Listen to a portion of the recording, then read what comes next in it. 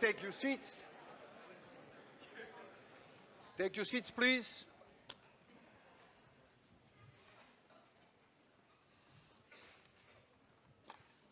My lecture will be about 40 minutes, and after that, I will give anyone the opportunity to ask me questions for about 15 or 20 minutes. So the whole thing will be 1 hour. And it is after that hour that we will do book signing. You can buy the books there if you want to, and I'll sign them here. We'll get back to that later. If you have a pendulum, this is a pendulum, mass m, length L, then you can derive, which I do in class, but I won't bore you with that, you can derive how long it takes for the pendulum to make one complete oscillation. And we call that the period of the pendulum. And I derive in class that that period equals 2 pi times the square root of L over G. You already know what L is. If you don't know what pi is, you might as well leave right now. And G is what we call the gravitational acceleration, which is approximately the same everywhere on Earth, but it is very close in Boston to 9.80 meters per second per second. And you will say, well, that's weird, meters per second per second. What that means is that if you have an object and you drop it from a very large altitude, very high, a few hundred meters high, and I dropped it with 0 speed, after 1 second, it will have a speed of 9.8 meters per second. But after another second, it will add to that 9.8 meters per second, so it's twice that. And after 3 seconds, it's 3 seconds. So now you understand why it is meters per second per second. And so that's the meaning of G.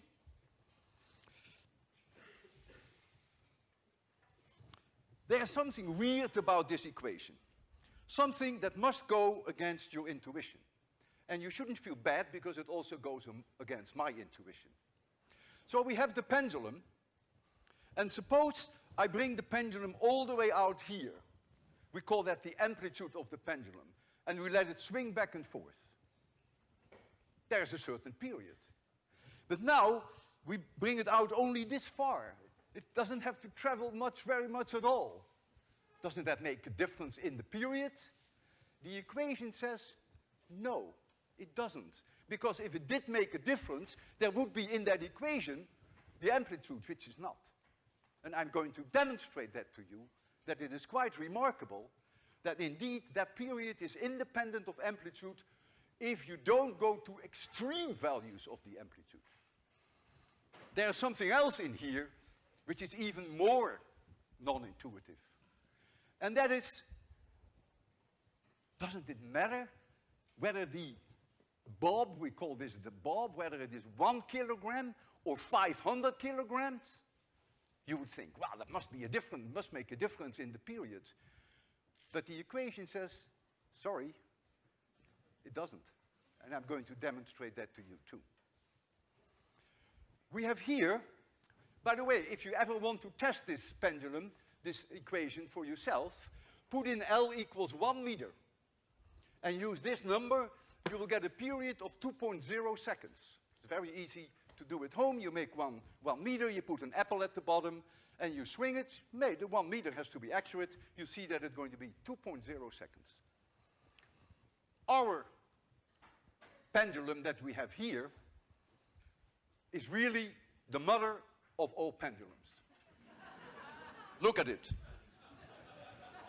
15.5 kilograms, and the length of this pendulum is 5.21 meters.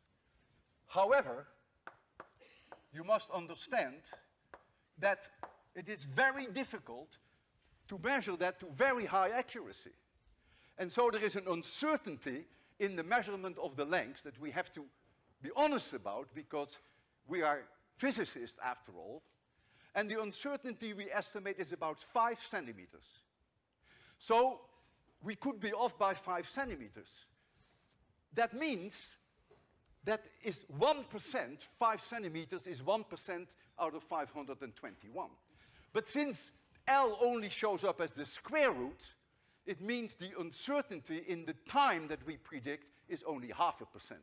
And if you don't see the reason why the 1% becomes 0.5%, that's okay, then just forget about it. You take my word for it. So now, I can make a prediction. So I predict, using this equation, that's all I do. I put in 5.21, I put in 9.80, I multiply by 2 pi, and I make the prediction that the period of that pendulum is 4.58 plus or minus 0.02 seconds. Why the plus or minus 0.02? Well, that is the 0.5% uncertainty due to the square root of L. And you can immediately see that 2 is about 0.5% of 458. So my prediction can be no better than that. Now comes the problem. I have to measure the period to convince you that it is independent of amplitude and to convince you that it is independent of mass. So the biggest problem now is Walter Lewin himself, which is my reaction time. How accurately am I able to make that measurement? That has nothing to do with our lack of knowledge of the exact length. Now, the last time that I gave this lecture with the pendulum is 12 years ago. I was 63. And at that time, I told the class, my reaction time is 1/10 of a second. And it was. But now I'm 75. And so my reaction time is no longer 0.1 seconds. What is it? Well, I do not know, but I have a feeling that if you want to be kind to me for a change, let us assume that my reaction time at age 75 is now 0.2 of a second. So if you can live with that, then every measurement that I make, no matter how long it is uncertain to 0.2 of a second. Do not confuse that with that 0.02. That has to do with the length. All right. So, I'm going to first make a period measurement at 5 degrees and then at 10 degrees amplitude. And I'm going to measure 10 periods, not 1. Some of you may think, well, isn't that a waste of time to do 10 periods if you can get away with 1? You will very quickly see why it is 10. You will see that. So the 10t is then going to be some number plus or minus my own inability, which is my 0.2 seconds reaction time. I can't change that. And so then I do it at 10 degrees, and then we get again 10t. We get a number, and then we get again plus or minus 0.2 seconds. And I'm going to demonstrate to you that within the uncertainty of the measurements, that I get the same numbers in all 3 cases, within the uncertainty. So, if you're ready for that, you see here the timer, all of you can see, and here you see the pendulum, and I have 2 marks on the floor here. If I hold the bob here, then it is 5 degrees, this is 5 degrees, and when I hold the bob here, it is 10 degrees.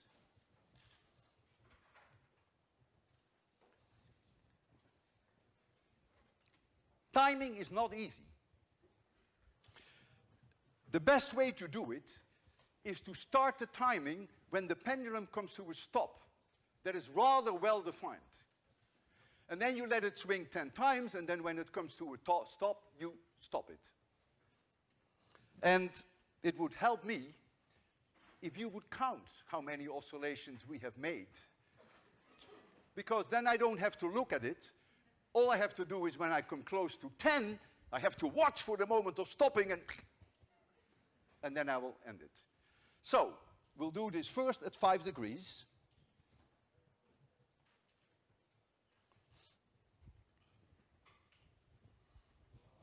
I'm going to start it when it comes here. Yeah! Okay, now you count.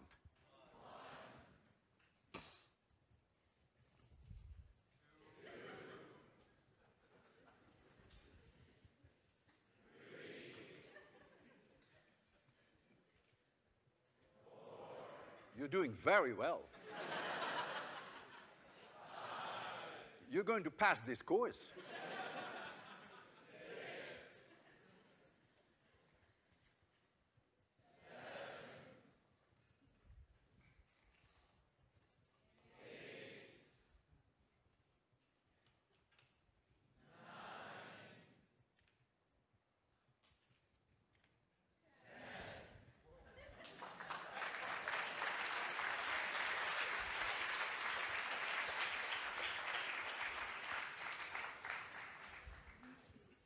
45.7. So that becomes that t.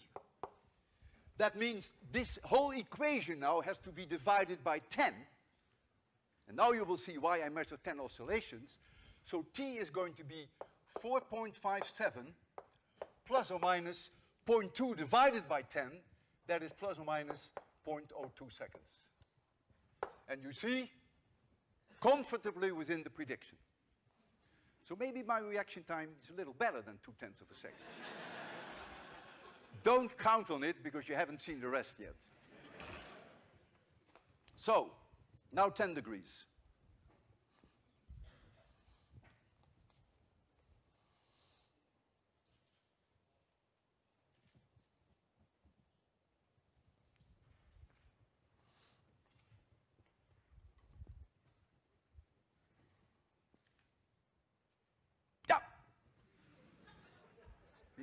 That moment is crucial. That moment is crucial. That's where you can lose 0.4 of a second and then you look like an idiot in front of the students.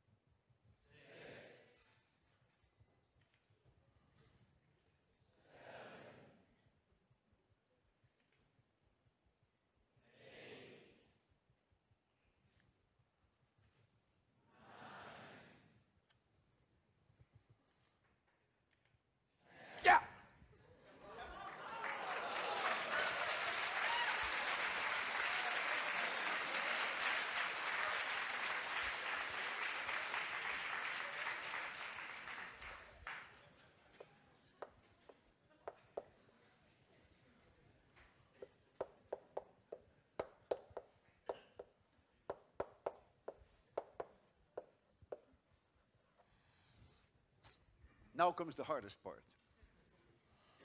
The hardest part is that we have to change the mass of this object.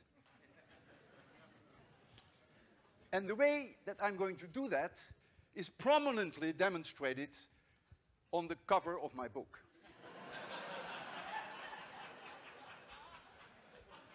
Yes, I'm going to hang on that pendulum. It is a difficult demonstration. First of all, it is painful. It really is. Second, the timing is tricky. Because when you look at the pendulum and when you see it stand still, you know, that is really well defined, plus or minus 0.1 seconds.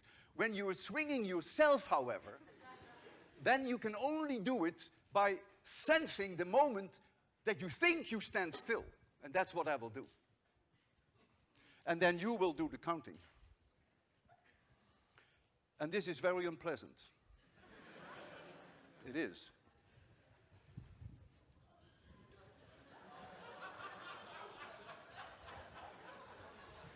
Oh, there's something else I haven't told you.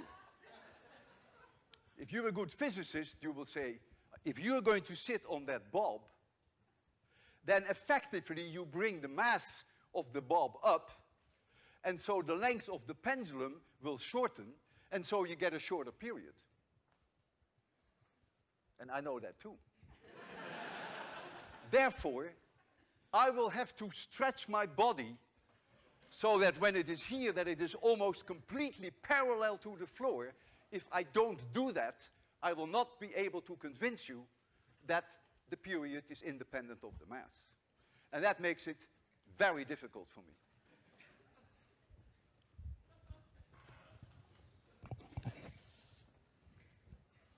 So I will start it at some moment, you will see when, and then you do the counting.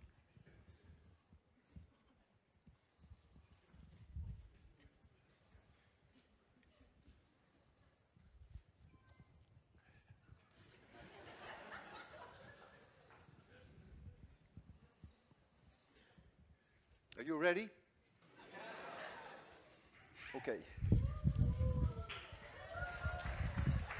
Yeah! You count.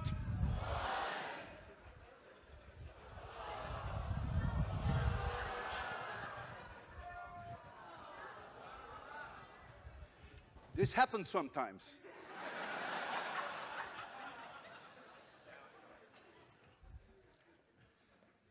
And in fact, nobody knows why. Have to start all over. I did not stop it, I really didn't. Oh, it's still counting? Okay, I have enough energy to give it one more attempt, but not to give it two more attempts. Okay. You ready? Okay.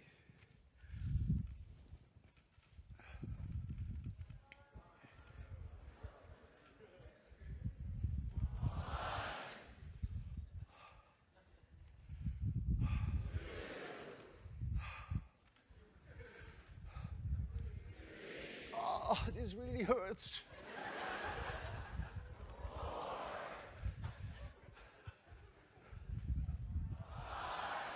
Can't you count a little faster?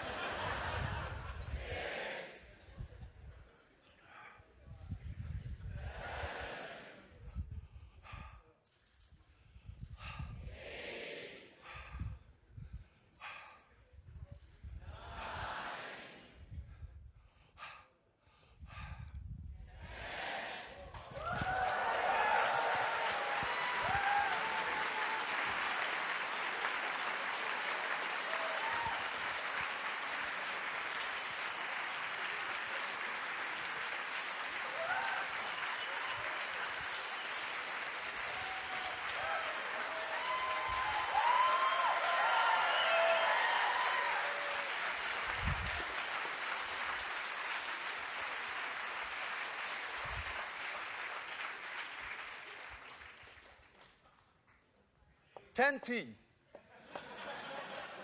with Walter Lewin. What is it? 45.9 plus or minus 0.2, period is 4.59 plus or minus 0.02. I told you, physics works.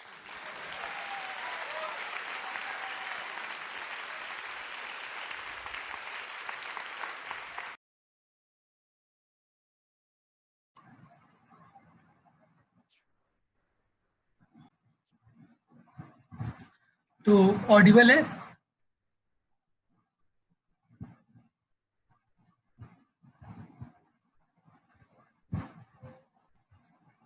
Hello Arnav, Audible है? एक बार तुम confirm कर दो फिर हम लोग start करते हैं। जी सर, ऑडिबल है।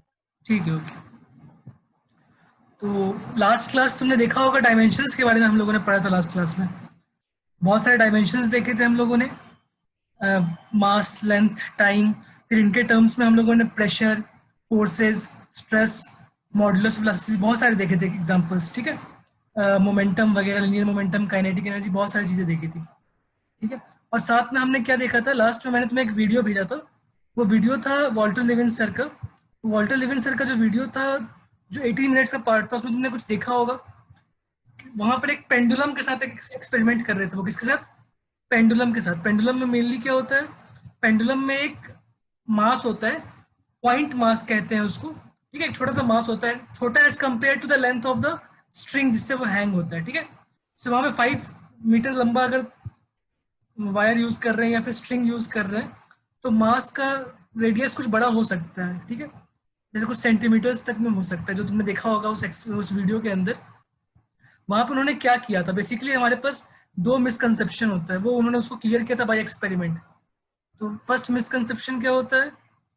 फर्स्ट मिसकंसेप्शन होता है कि हमें ऐसा लगता है, हम लोग ऐसा फील करते हैं कि देखो, अगर पेंडुलम है, अगर एक पर्टिकुलर डिस्टेंस तक हम लोग ले जाते हैं उसको, सपोज को ये point of hanging the pendulum था, ये point of hanging the suspension था जहां पहले पेंडुलम था, यहां से हम लोग डिस्प्लेस करके यहां तक ले जाते हैं उसको, ठीक है, और फिर लीव करते हैं पेंडुलम को। तो पेंडुलम कुछ ऐसा मोशन शो करता है, ऑसिलेट करता है पेंडुलम। क्या करता है पेंडुलम? ऑसिलेट करता है। तो ऑसिलेट करने में उसको एक कंप्लीट साइकिल कंप्लीट करने में कुछ टाइम लगता है, that is called as time period. क्या बोलते हैं उसको? Time period. हमें ऐसा फील होता है कि अगर हम लोग ज्यादा दूर तक ले जाके छोड़ेंगे उसको, अगर हम लोग ज्यादा दूर तक ले जाके छोड़ेंगे तो क्या होगा? हमें ऐसा फील होता है कि टाइम ज्यादा लगना चाहिए। जनरली लोगों को यही फील होता है कि अगर हम लोग ज्यादा दूर तक ले जाके छोड़ेंगे तो टाइम ज्यादा लगना चाहिए। बट उन्होंने एक्सपेरिमेंट करके दिखाया कि तुम कितने भी दूर ले जाके छोड़ो उसको, टाइम उसने इक्वली लेना है, टाइम उसने इक्वल लेना है एक कंप्लीट साइकिल कंप्लीट करने के लिए, ठीक है। तो कितने दूर ले जाके छोड़ रहे, दैट इज कॉल्ड एज, जितना वो ऑसिलेट कर, that is called as amplitude. क्या बोलते हैं उसको? एम्पलीट्यूड। तो time period is independent of amplitude. Normally अगर तुम देखोगे वीडियोस वगैरह तो उसको एम्पलीट्यूड कहना चाहिए, और कई जगह एम्पलीट्यूड भी बोल लेते हैं, तो ठीक है, जो भी बोलना चाहो बोल सकते हो। Time period is independent of amplitude, या फिर एम्पलीट्यूड, जो भी बोलना चाहो, ठीक है। ये उन्होंने फर्स्ट एक्सपेरिमेंट में करके दिखाया था। बट एक्सपेरिमेंट करने से पहले उन्होंने एक बहुत ही ज़बरदस्त काम किया था। एक्सपेरिमेंट करने के पहले ही उन्होंने कुछ टाइम की वैल्यूज नोट कर दी थी, कितना टाइम पीरियड होना चाहिए, ठीक है। प्रिडिक्शन लिखा था उन्होंने, प्रिडिक्शन लिखा था, time period plus minus some value उन्होंने लिखा था। तो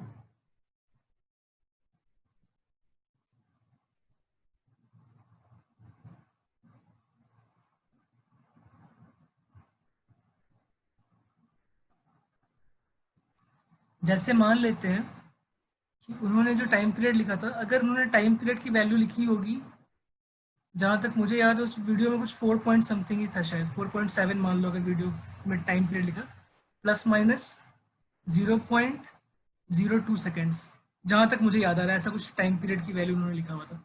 4 पॉइंट आई थिंक 57 था, 4.57 प्लस माइनस 0.02 सेकेंड्स, इस टाइप का वैल्यू था। अब बेसिकली ये जो प्लस माइनस 0.02 सेकेंड्स है, ये क्या है? ये जो प्लस माइनस के बाद हम लोग लिखते हैं टाइम, कुछ पार्ट लिखते हैं, that is actually the error involve, that is the error involve. ये है एरर।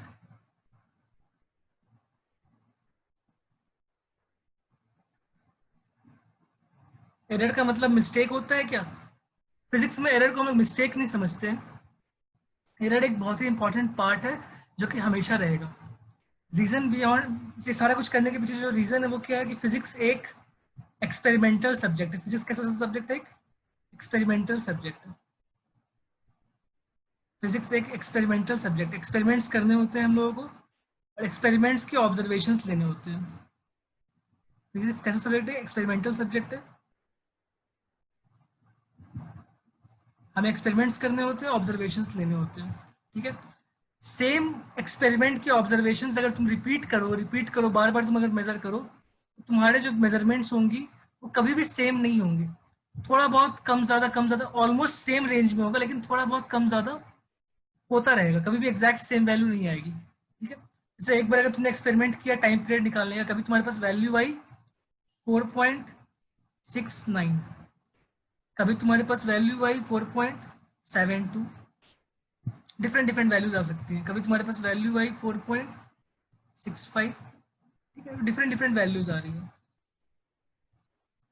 टाइम की डिफरेंट डिफरेंट वैल्यूज आ रही है। तुम सेम एक्सपेरिमेंट को रिपीट कर रहे हो, बिकॉज बहुत सारे कंडीशंस पे डिपेंड कर, बहुत सारी चीज़ों पे डिपेंड करता है, ठीक है। उन्होंने एक बात कही थी कि हर एक इंसान का अपना एक एक्यूरेसी लेवल होता है कि कहाँ तक वो मेजरमेंट कर सकता है, ठीक है। थोड़ा बहुत टाइम लैग होता है। टाइम लैग किसके बीच में? टाइम लैग देखो, अगर पेंडुलम यहाँ से स्टार्ट हो रहा है, यहाँ से पेंडुलम स्टार्ट हो रही है, पॉइंट पेंडुलम का स्टार्टिंग पॉइंट है।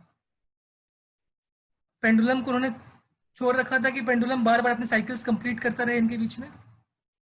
जैसे 10 साइकिल्स कंप्लीट हुआ, जैसे 10 साइकिल्स कंप्लीट हुआ, उन्होंने वॉच में स्टॉप वॉच को प्रेस किया।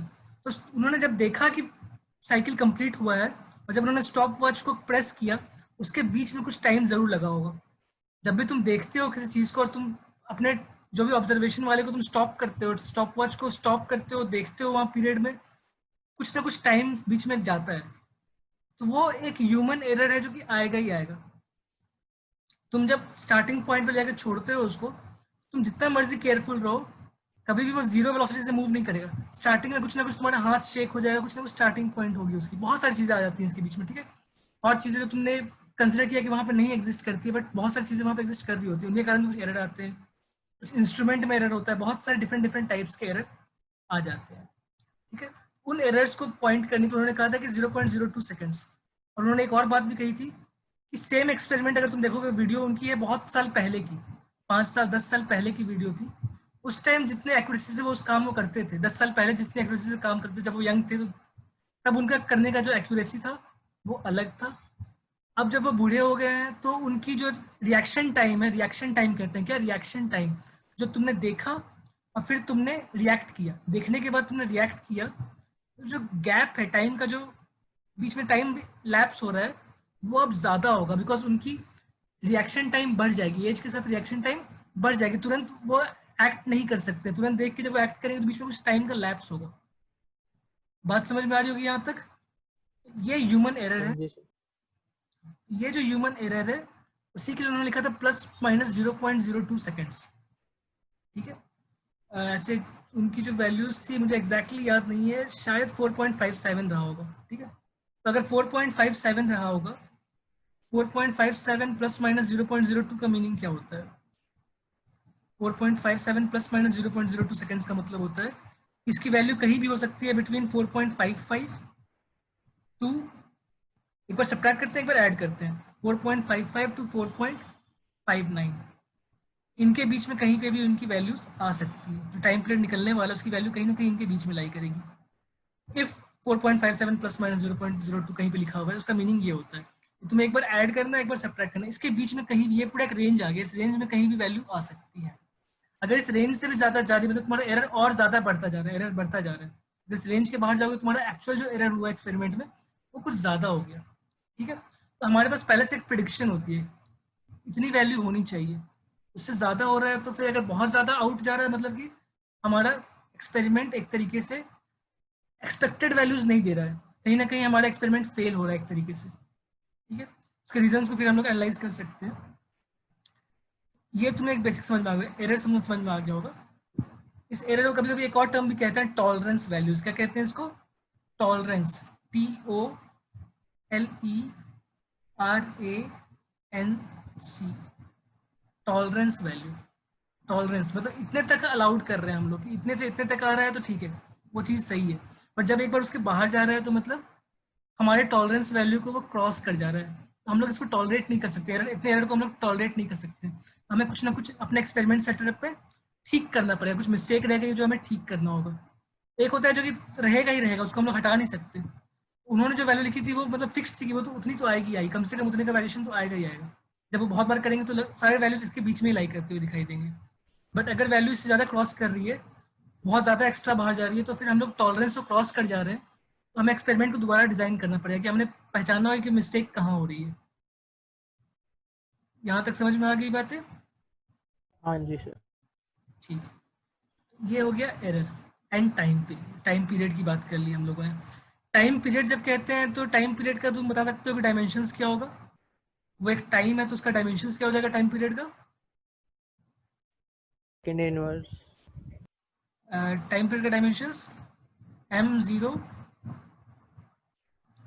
l0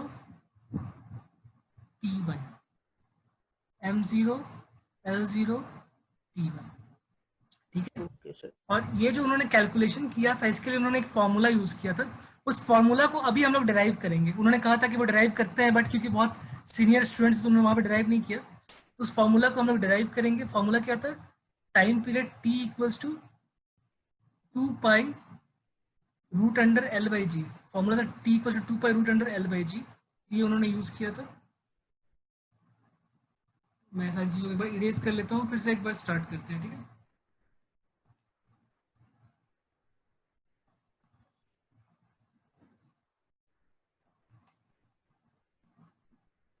पुरानी चीजें तुमने नोट कर ली होंगी अभी तक ना, अदरवाइज मैं तुम्हें रिकॉर्डिंग जी सर, तुमने नोट कर रखी है।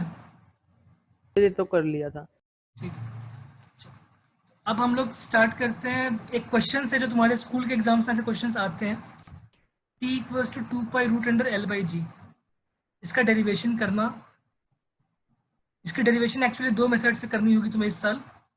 एक जब तुम पढ़ोगे आगे जा करके SHM चैप्टर पढ़ोगे, सिंपल हार्मोनिक मोशन, तो वहाँ इसका प्रॉपर डेरिवेशन होगा। जो एक्चुअल मेथड डेरिवेशन का वो वहाँ पे होगा सिंपल हार्मोनिक मोशन के अंडर। लेकिन अभी हम लोग करेंगे एक मतलब ऐसा मेथड जिससे कि हमें हिंट मिल जाता है कि लगभग ऐसा होना चाहिए।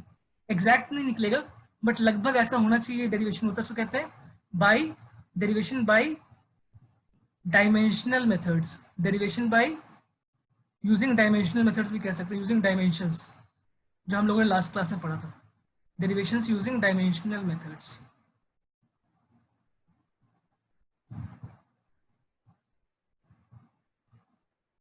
Derivation using dimensional methods.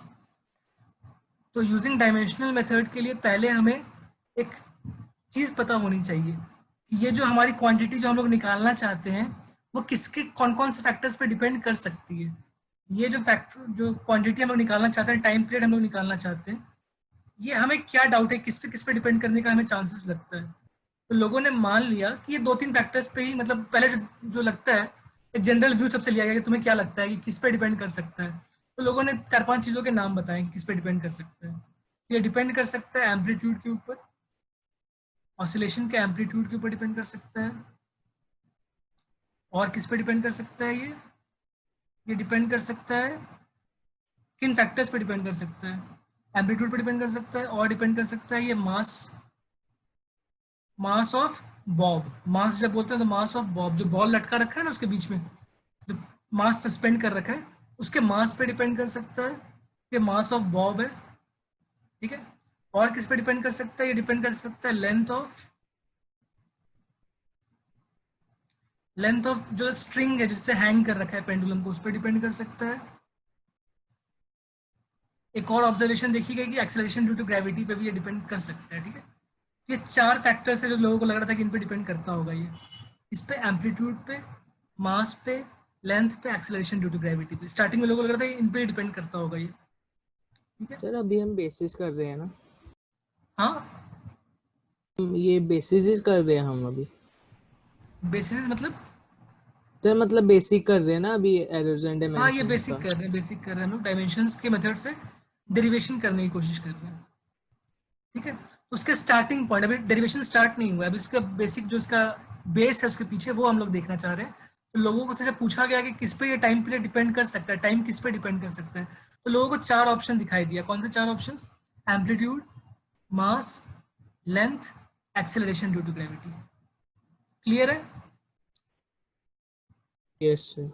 ठीक है।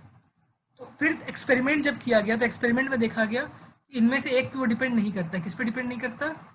एम्पलीट्यूड पे डिपेंड नहीं करता। ये एक्सपेरिमेंट में देखा गया, इसलिए लोगों ने इस एम्पलीट्यूड को हटा दिया। एम्पलीट्यूड को लोगों ने हटा दिया। वहाँ पे वो वॉल्टर लेविन सर ने भी करके दिखाया था कि वो डिपेंड एम्पलीट्यूड पे नहीं करता। अगर एम्पलीट्यूड को बढ़ाओगे तब भी टाइम पीरियड सेम ही मिलता रहेगा, ठीक है। इसी एक्सपेरिमेंट के दूसरे हाफ में उन्होंने ये भी दिखाया था कि मास पे डिपेंड नहीं करता। तो उसको देखेंगे हम लोग कि अभी बस ये 3 मान के चलते हैं कि मास, लेंथ एंड जी। इन पे डाउट है हमें कि मास पे डिपेंड कर सकता है, लेंथ पे डिपेंड कर सकता है, जी पे डिपेंड कर सकता है। और हम लोग स्टार्ट करते हैं कैसे ये आगे कैलकुलेट होगा, मास, लेंथ एंड जी।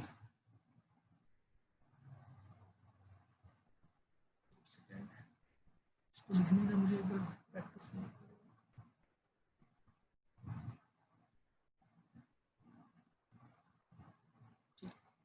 तो मास, लेंथ एंड जी है।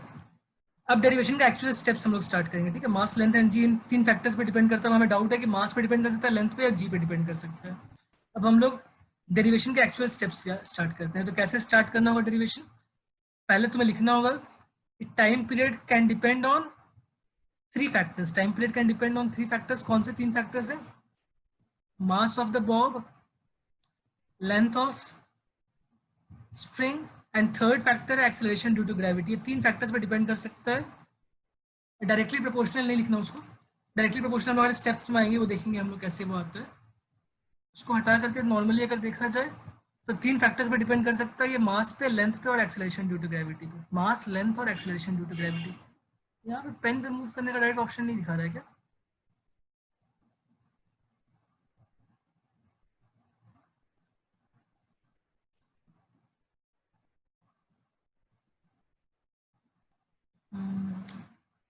यहाँ डायरेक्ट ऑप्शन नहीं आ रहा है पेन यूज करने का.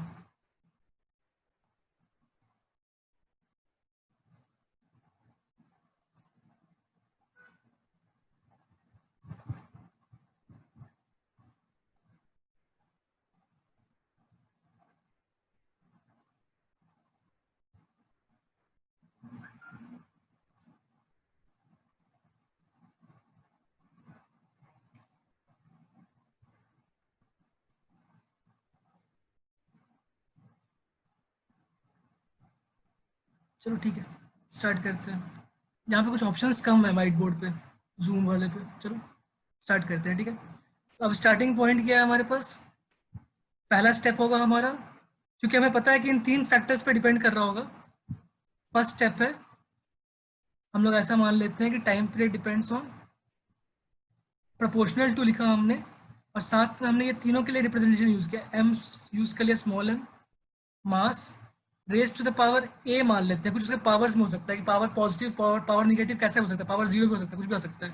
अभी हम लोग सिर्फ वेरिएबल्स मान रहे हैं. ए, फिर लेंथ के साथ पावर मान लिया हमने बी, और एक्सेलरेशन ड्यू टू ग्रेविटी जो जी था उस पर पावर हम लोगों ने मान लिया सी. ये 3 चीज़ों पे डिपेंड कर सकता था, मास, लेंथ एंड जी पे. तो मास का पावर मान लिया स्मॉल ए, लेंथ का पावर मान लिया small b, acceleration due to gravity का पावर मान लिया स्मॉल सी. ठीक है, ये प्रोपोर्शनैलिटी आ गया. इन पे डिपेंड कर सकता है. ए की वैल्यू कुछ भी हो सकती है. अगर हो सकता है स्क्वायर की तरह वैरी कर रहा हो तो ए की वैल्यू 2 हो सकती है. अगर नहीं वैरी कर रहा हो तो फिर 0 आ जाएगी. 1 आ जाएगा तो लिनियरली वैरी कर रहा होगा.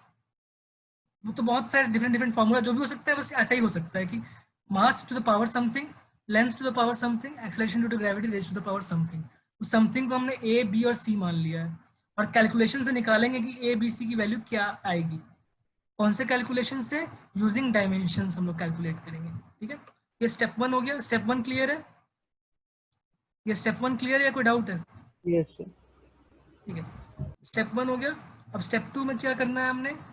स्टेप 2 में हम लोग लेफ्ट हैंड साइड के डायमेंशंस लिखेंगे, राइट हैंड साइड के डायमेंशंस लिखेंगे. लेफ्ट हैंड साइड का डायमेंशन क्या है हमारे पास? लेफ्ट हैंड साइड में हमारे पास टाइम पीरियड है. टाइम पीरियड का डायमेंशन क्या आना चाहिए? डायमेंशंस ऑफ टाइम पीरियड वो हो जाएगा M0 L0 T1. बिल्कुल m0 l0 t1 लिख सकते हैं उसको. ठीक है, m0 l0 t1.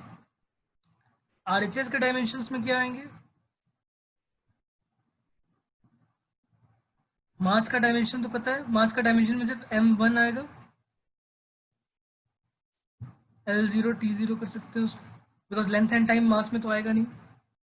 Whole raise to the power क्या हो जाएगा? इसके पावर में हमारे a लिखा हुआ है तो ये a आ जाएगा, whole raise to the power a. ये मास वाले टर्म का हो गया, मल्टीप्लाइड बाई लेंथ वाले का क्या हो जाएगा? m0 l1 m0 l1 t0 raise to the power, length के पावर में क्या माना था हमने? Small b. ये हो जाएगा पावर b. ठीक है, ऐसी एक्सेलरेशन ड्यू टू ग्रेविटी का भी लिखना होगा. एक्सेलरेशन ड्यू टू ग्रेविटी क्या होता है, याद है? लास्ट क्लास में तुमने लिखा होगा dimensions of acceleration due to gravity. याद नहीं है, एक मिनट मैंने नोटबुक ले आऊँ सर वो वाली. हाँ सो वो वाली नोटबुक निकाल लूँ, मैंने डाइनिंग पे रखी हुई है. ले आऊँ मैं 2 मिनट के लिए? हाँ ले आओ.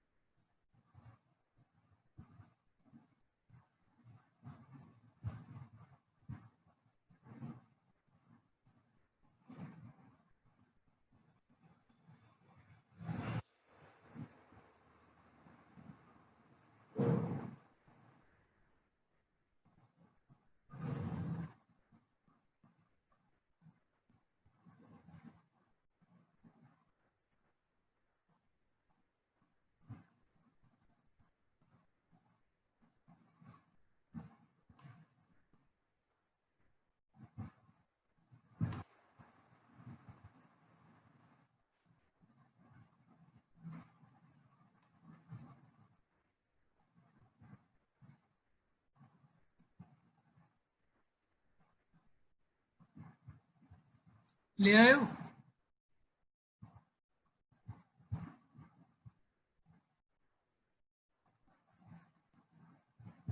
मिल गए हाँ, क्या था?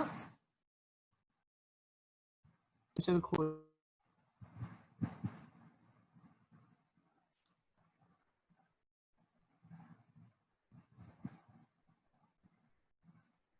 ऐसे खुद भी तुम कर सकते थे बिकॉज वो एक्सेलरेशन है, सिंपल सा एक्सेलरेशन है। क्या होना चाहिए? Acceleration due to gravity actually एक एक्सेलरेशन है, तो उसका क्या होना चाहिए डायमेंशन?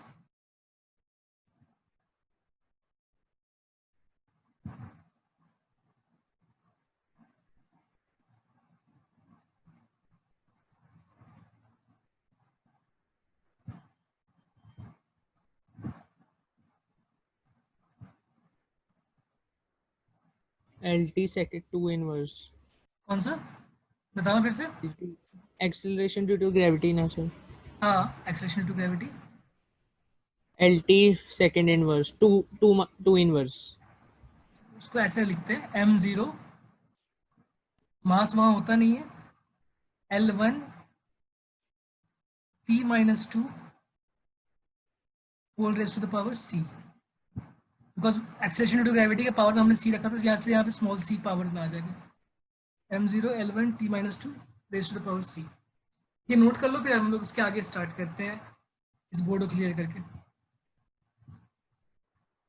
मे भी कुछ ऑप्शन होंगे बोर्ड्स को सेव करने का, मुझे प्रॉपर्ली समझ नहीं आ रहा, मैं पहली बार यूज़ कर रहा हूँ इस बोर्ड को।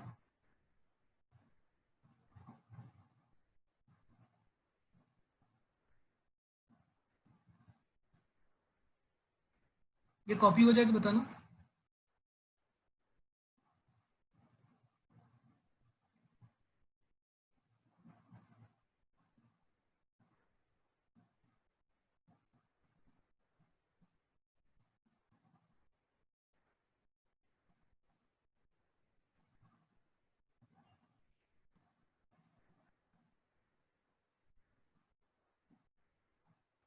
हो गया सर। हो गया? ठीक।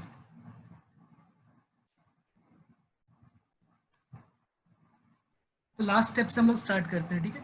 जो हमने लास्ट निकाल रखा था क्या था? लेफ्ट हैंड साइड पे हमारे पास टाइम पीरियड था। टाइम पीरियड का डायमेंशंस था हमारे पास m0 L0 T1।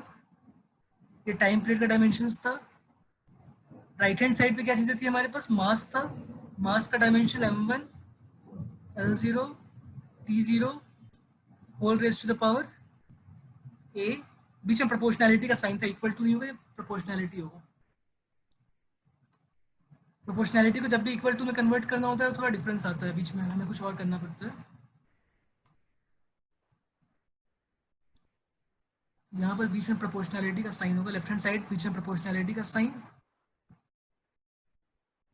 इधर m0 m1 L0 T0 हो गया पावर a। और फिर लेंथ का था, लेंथ में क्या होता है? m0 L1 T0 whole raise to the power b। और लास्ट टर्म था एक्सेलरेशन का। एक्सेलरेशन के टर्म का सिंपल क्या होता है डायमेंशन? मास नहीं आता उसके अंदर, L1 T-2 whole raise to the power c। अब क्या करना होगा? अब ये मल्टीप्लिकेशन, ये तीनों आपस में मल्टीप्लिकेशन में है। राइट हैंड साइड में तीनों चीजें आपस में मल्टीप्लिकेशन में है, तो उनके पावर्स एक्चुअली ऐड होंगे। पावर्स ऐड होंगे तो क्या बन जाएगा? m टू द पावर, यहाँ क्या 1 टू द पावर a क्या हो जाएगा? a रह जाएगा। यहाँ पे 0 पावर्स ऐड होते हैं ना, बेस सेम तो पावर्स क्या होंगे? ऐड होंगे। 1 इंटू ए पहले वाले टर्म्स में, सेकंड वाले में 0 मल्टीप्लाइड बाई बी है, 0 multiplied by b plus last term में क्या है? 0 मल्टीप्लाइड बाई सी। ये हुआ तो जीरो जीरो क्यों आया? Because m raise to power second term था, ये वाला सेकंड टर्म, यहाँ पे 0 था और बाहर b था पावर। पावर्स क्या होते हैं यहाँ पर? मल्टीप्लाई हो जाते हैं। जब भी तुम्हारा ओके। टर्म होता है a to the power m whole to the power n, powers क्या हो जाते हैं? मल्टीप्लाई हो जाते हैं। इस कारण से ये 0 और b मल्टीप्लाई हो गया आपस में। पहले वाले टर्म में 1 मल्टीप्लाइड बाई a था तो उसको a लिख दिया मैंने, 1 मल्टीप्लाइड बाई a हो गया। सेकेंड टर्म में 0 मल्टीप्लाइड बाई b और थर्ड टर्म में 0 मल्टीप्लाइड बाई c हो गया।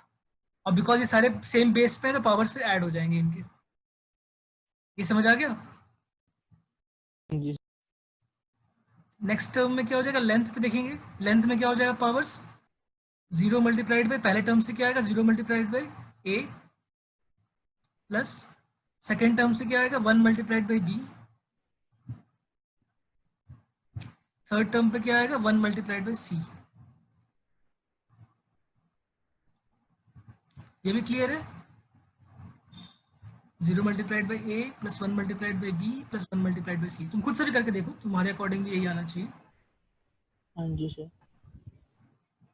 टाइम पे तो तुम खुद से ही करो, तुम कर लो फिर बताना तुम, फिर मैं आगे लिखूंगा।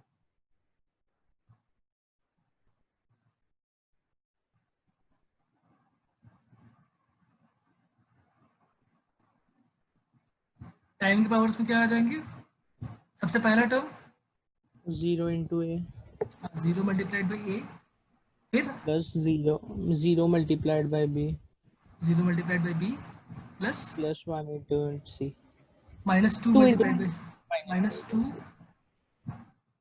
Multiplied by c. ठीक है, तो अब इसको कैलकुलेट करते हैं कि क्या बन के आया है हमारे पास।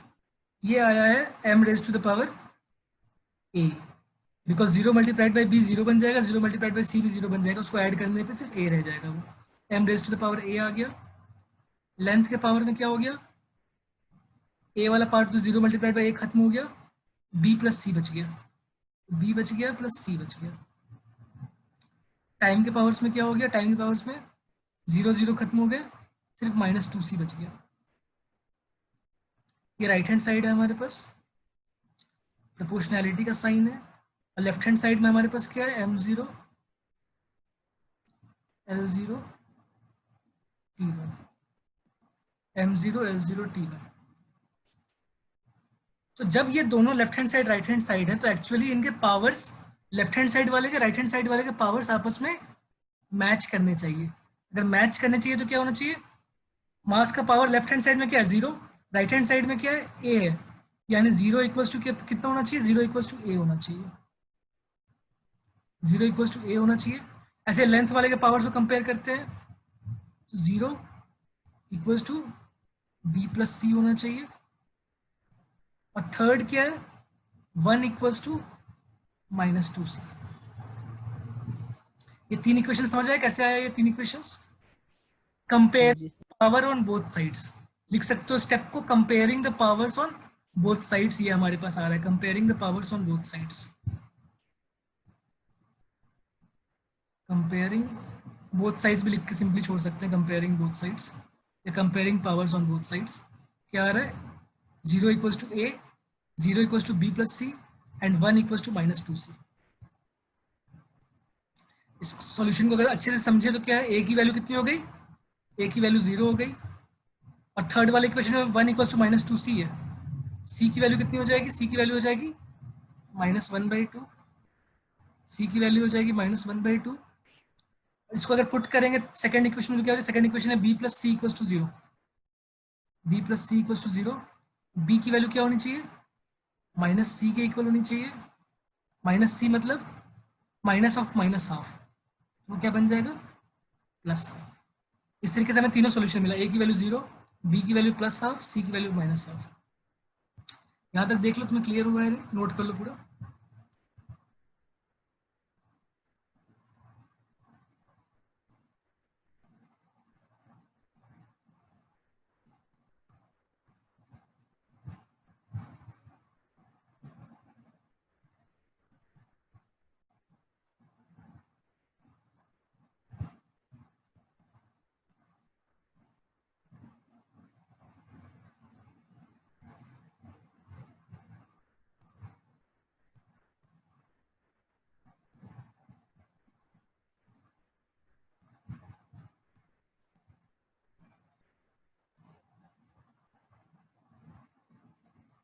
ये सारे स्टेप्स क्लियर है। हाँ जी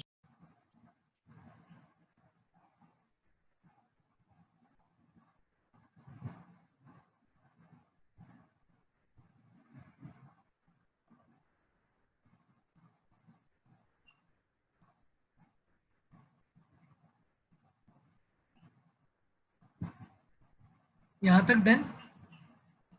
तीनों इक्वेशंस निकाल के हमने सॉल्व कर लिए।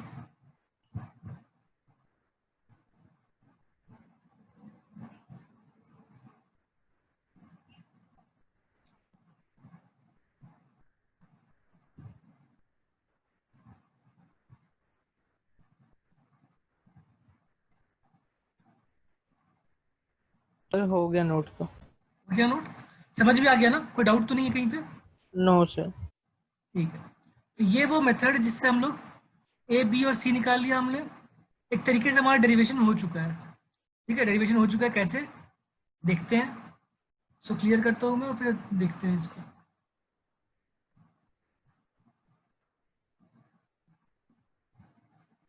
तो जो लास्ट रिजल्ट हमारा आया था, ए की वैल्यू कितनी आई थी? ए की वैल्यू आ गई 0। 0 हाँ, बी की वैल्यू +½ +½ सी की वैल्यू इक्वल्स टू -½ ये हमारे पास फाइनल रिजल्ट आया था।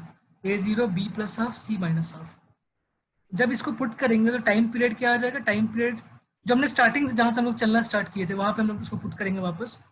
Time period is proportional to m mass to the power, हमने माना था कि a होना चाहिए, length of string to the power b होना चाहिए, और acceleration due to gravity raise to the power c होना चाहिए। सो अगर यहाँ पे पुट करेंगे तो क्या बन जाएगा? Putting this values, mass to the power 0 होना चाहिए, लेंथ टू द पावर ½ होना चाहिए, acceleration due to gravity raise to the power -½ होना चाहिए। ठीक है, इससे यहाँ पे साफ साफ दिखता है कि मास के पावर में 0 होना चाहिए, मतलब टाइम पीरियड को मास से इंडिपेंडेंट होना चाहिए। हम लोगों ने प्रूव कर दिया, हम लोगों ने प्रूव कर लिया कि टाइम पीरियड मास पे डिपेंड नहीं कर सकता। ठीक है, टाइम पीरियड मास पे डिपेंड नहीं कर सकता। और यही सेम चीज वॉल्टर लिविन ने अपने एक्सपेरिमेंट के थ्रू दिखाया। कैसे दिखाया? उन्होंने एक बॉल लटकाया, उसकी टाइम पीरियड निकाली। सेकेंड स्टेप में क्या किया उन्होंने? वो खुद उस बॉल के ऊपर लेट गए, ऐसे हॉरिजॉन्टल लेट गए, और फिर उन्होंने ऑसिलेट किया बॉल के साथ साथ, पेंडुलम के साथ साथ ऑसिलेट किया। और ऑसिलेशन के बाद उनकी वेट को इंक्लूड करने के बाद भी, उनके मास को इंक्लूड करने के बाद भी टाइम पीरियड सेम आया। टाइम पीरियड पे बॉब के मास का कोई फर्क ही नहीं पड़ा। 5 kg का बॉब जो ऑसिलेट कर रहा था, और वॉल्टर लिविन मतलब 65-70 kg का मास ऐड होने के बाद भी टाइम पीरियड सेम आया। ये दिखलाता है कि टाइम पीरियड मास पे डिपेंड नहीं करता। उन्होंने एक्सपेरिमेंट से दिखाया, हम लोगों ने डायमेंशन को यूज करके, बहुत सिंपल सा मेथड डायमेंशन को यूज करके हम लोगों ने डिराइव कर दिया कि टाइम पीरियड मास से इंडिपेंडेंट होना चाहिए। ये कनेक्शन समझ आ गया इन दोनों के बीच में कि हमने क्या? हाँ जी सर। सर अभी हम यूनिट्स एंड डायमेंशंस कर रहे हैं चैप्टर। हम लोग यूनिट्स एंड डायमेंशंस कर रहे हैं अभी। Okay sir. डायमेंशंस में हम लोग डायमेंशंस के एप्लीकेशन कर रहे हैं। ठीक है, डायमेंशंस के एप्लीकेशन में हम लोगों ने अभी तक क्या क्या कर रखा है? डिफरेंट डिफरेंट डायमेंशंस हम लोगों ने नोट कर लिया है। डायमेंशन को यूज करके इक्वेशन की करेक्टनेस हम लोगों ने लास्ट क्लास में दिखा था कि कैसे करेक्ट है या नहीं रॉन्ग है इक्वेशन, वो हम लोग चेक करते हैं कि इक्वेशन करेक्ट है या रॉन्ग है। वो हम लोगों ने ऑलरेडी देख रखा है। आज हम लोग डायमेंशन को यूज करके एक और स्टेप आगे बढ़ के क्या कर रहे हैं? हम लोग नए इक्वेशन को डिराइव कर रहे हैं। कोई इक्वेशन को डिराइव कर सकते हैं हम लोग यूजिंग डायमेंशनल मेथड्स, वो हम लोग अभी कर ले रहे हैं। ठीक है, और एरर्स के बारे में बीच में हम लोगों ने बात कर ली कि एरर्स क्या होता है, क्योंकि उन्होंने बहुत अच्छे से लिखा था कि प्लस माइनस समथिंग, तो वो एरर्स को दिखाता था कि एरर्स क्या होता है। और ये वीडियो बहुत फेमस वीडियो है, ऑलमोस्ट हर लोग देखते हैं कभी ना कभी किसी स्टेज में। कोई जल्दी देखता है, कोई लेट से देखता है, बट वो बहुत फेमस वीडियो है। और उनकी कुछ छोटी छोटी चीज़ें जो उन्होंने लिखी है ना, जो उन्होंने यूज़ की है, वो काफ़ी काम आ सकता है हमें सीखने के लिए चीज़ों को। 11th क्लास की फिजिक्स में बहुत जगह पे उनके और बहुत सारे डेमोन्स्ट्रेशंस को हम लोग यूज़ करके सीख सकते हैं, रिलेट कर सकते हैं लाइफ के साथ, कैसे रिलेट होता है ये चीज़ें। टाइम पीरियड मास से इंडिपेंडेंट है, length to the power ½ acceleration due to gravity raise to power -½ जब प्रोपोर्शनल टू का साइन, जब हम लोग यहाँ पे लिखा प्रोपोर्शनल टू का साइन, इसको अगर हटाना चाहें तो इसको हटाने के टाइम इक्वल टू डाल सकते हैं, इक्वल टू डाल सकते हैं, और साथ में हमें एक कांस्टेंट ऑफ प्रोपोर्शनैलिटी के लिखना पड़ेगा। इक्वल टू के साथ हमेशा एक कांस्टेंट ऑफ प्रोपोर्शनैलिटी के लिखना पड़ेगा। जब भी प्रोपोर्शनल टू हटता है तो एक कांस्टेंट ऑफ प्रोपोर्शनैलिटी के आ जाता है उसकी जगह पर। ठीक है, और साथ में क्या आ जाएगा हमारे पास? Mass raise to the power 0, length to the power ½ actually होता है √L। Length to the power ½ क्या होता है? √L, और -½ का मतलब होता है अपॉन में रूट आ जाएगा। ये कुछ ऐसा डिपेंड कर रहा है, मास टू द पावर 0 पे डिपेंड कर रहा है, लेंथ के पावर हाफ पे डिपेंड कर रहा है, मतलब रूट एल पे डिपेंड कर रहा है, और one root G to the power minus half मतलब अपॉन रूट जी पे डिपेंड करता है। तो ये आ गया हमारे पास के रूट एल अपॉन जी, के रूट एल अपॉन जी। इस कांस्टेंट ऑफ प्रोपोर्शनैलिटी को हम लोग डायमेंशन से नहीं निकाल सकते। डायमेंशन की एक लिमिटेशन होती है, डायमेंशन की एक लिमिटेशन होती है कि वो कांस्टेंट पता नहीं कर सकता। ये कांस्टेंट ऑफ प्रोपोर्शनैलिटी की वैल्यू, कांस्टेंट की वैल्यू कभी भी डायमेंशन नहीं बता सकता। ये हमें एक्सपेरिमेंट से मिलेगा, बाय एक्सपेरिमेंट्स। बाय एक्सपेरिमेंट निकल के आएगा, बाय एक्सपेरिमेंट निकल के आएगा कि के की वैल्यू कितनी है, के की वैल्यू है 2 पाई। बाय एक्सपेरिमेंट निकल के आता है कि के की वैल्यू 2 पाई होती है। फॉर्मूला निकल के आता है T equals to 2 pi root under L by g. Dimensionally इस तरीके से डेरिवेशन होती है इक्वेशंस की, T equals to 2 pi root under L by g. यहाँ पे उन्होंने अपने एक्सपेरिमेंट में लेंथ की वैल्यू शायद 5.7 मीटर्स ऐसा कुछ यूज़ किया था। एक्सेलरेशन ड्यू टू ग्रेविटी की वैल्यू यूज़ कर सकते हो 9.8।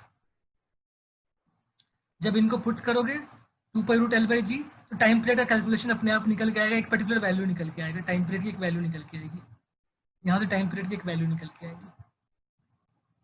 वही उन्होंने कहा था कि वो शायद 4.57 या ऐसा कुछ आया था वैल्यू, और इसमें उन्होंने अपने जो एरर होने चाहिए उसको ऐड कर दिया था प्लस माइनस 0.0।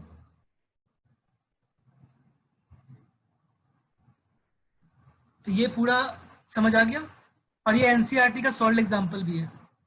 एनसीईआरटी में सॉल्व एग्जांपल में उन्होंने बोला है कि डिराइव करो time period of simple pendulum using dimensional methods. तो ये हम लोगों ने कर लिया, derivation of time period of simple pendulum using dimensional methods. इसको नोट कर लो। कर लिया नोट। कर लिया, ओके ठीक है। तो ये टाइम पीरियड का डेरिवेशन हो गया हमारे पास। अब ऐसे तो 1-2 क्वेश्चन ही होते हैं, ज़्यादा ऐसे ऑप्शंस मिलते नहीं, ज़्यादा ऐसे एग्जांपल्स मिलते नहीं, ऐसे कम ही क्वेश्चंस होते हैं बुक वगैरह में। तो अब इस बोर्ड्स में तो आते ही होंगे। हाँ में तो आएंगे इससे रिलेटेड। हाँ, स्कूल्स में नॉर्मली आते हैं ऐसे क्वेश्चंस। Okay sir. अब इसके बाद नेक्स्ट डायमेंशन का एक और एप्लीकेशन बाकी रहता है हमारे पास। अब नेक्स्ट हम लोग वो करते हैं, तो मैं बोर्ड क्लियर करने जा रहा हूँ।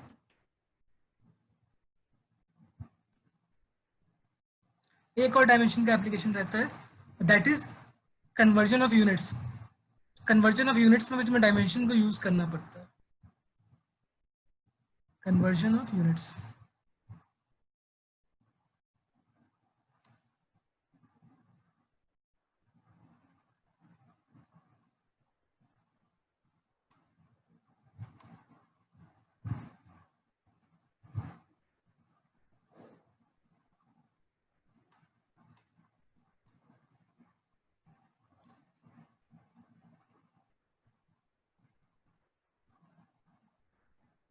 कन्वर्जन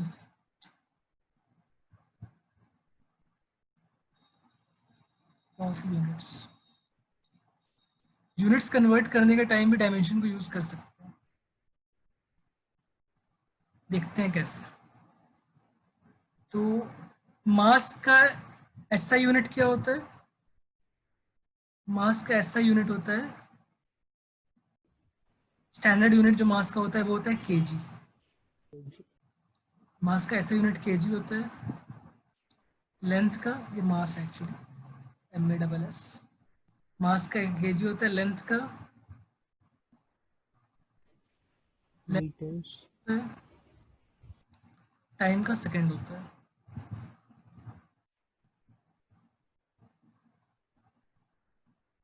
अगर हम लोग फोर्स का निकालना चाहेंगे ऐसा यूनिट, फोर्स होता है मास मल्टीप्लाइड बाय एक्सेलरेशन। फोर्स का ऐसा यूनिट, ये मैं बता रहा हूँ तुम्हें, ये होता है, ठीक है। कन्वर्जन हम लोग अगले स्टेप में करेंगे, अभी कन्वर्जन नहीं कर रहे, अभी हम लोग सिंपल लिख ले रहे हैं कि क्या होता है। केजी मीटर पर second square,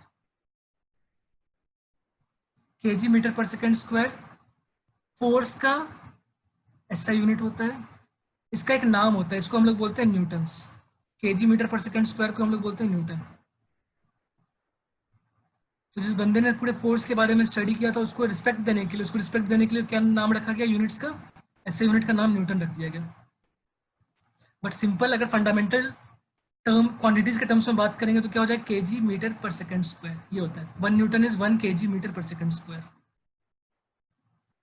1 newton equals to 1 KG metre per second square. ठीक है,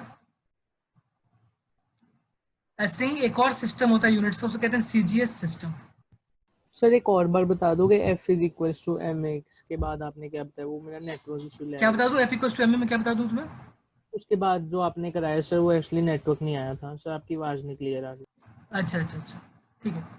तो जैसे मास का ऐसा यूनिट केजी हो गया, मास का ऐसा यूनिट केजी हो गया, लेंथ का मीटर हो गया, टाइम का सेकंड हो गया। जब इन सब को यूज करेंगे F equals to M A में, मास इंटू एक्सेलरेशन, तो वो आता है KG metre per second square. KG metre per second square. ये तुम चाहो तो डायमेंशन से भी देख सकते हो कि डायमेंशन क्या था फोर्स का, m1 l1 t-2। फोर्स के डायमेंशंस थे m1 l1 t-2। तो मास का केजी यूज कर रहे हैं, लेंथ के लिए मीटर यूज कर रहे हैं, टाइम के लिए सेकंड यूज कर रहे हैं, सेकंड टू द पावर -2 हो रहा है, KG metre second raise to the power -2। अब ये क्लियर है, KG metre second raise to the power -2, जी sir. KG metre per second square आ गया। ये KG metre per second square भी कहते हैं इसको। इसका एक नाम दिया न्यूटन, इसी को नाम दे दिया newton. 1 newton is 1 KG metre per second square. ये ऐसा यूनिट ऑफ फोर्स है, 1 newton equals to 1 KG metre per second square. ये ऐसा यूनिट ऑफ फोर्स है। अगर सीजीएस यूनिट यूज करना चाहते हैं, सीजीएस यूनिट में क्या होता है, C stands for centimetre, G stands for gram, S stands for second. Centimetre, grams, second. तो लेंथ को सेंटीमीटर में रिप्रेजेंट करना होगा, ग्राम्स में मास को, सेकंड में टाइम को। ठीक है, ये क्या बन जाएगा, ये आ जाएगी वैल्यू, एफ की जगह आ जाएगी हमारे पास फोर्स का सीजीएस यूनिट क्या हो जाएगा, सीजीएस यूनिट ऑफ फोर्स ग्राम। मास को ग्राम्स में रिप्रेजेंट करना है, लेंथ को सेंटीमीटर में रिप्रेजेंट करना है, और टाइम को सेकंड में ही रिप्रेजेंट करना है। तो वो हो जाएगा ये ग्राम सेंटीमीटर पर सेकंड स्क्वायर। ग्राम सेंटीमीटर पर सेकंड स्क्वायर। और इस यूनिट का एक नाम होता है डाइन, कहते हैं इसको। सीजीएस यूनिट का नाम होता है डाइन। तो 1 dyne equals to 1 gram centimetre per second square.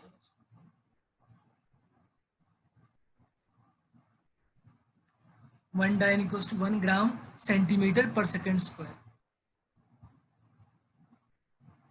ये दो बातें समझ में आ गई। एसआई यूनिट में क्या है, 1 newton equals to 1 KG metre per second square. CGS unit में 1 dyne equals to 1 gram centimetre per second square.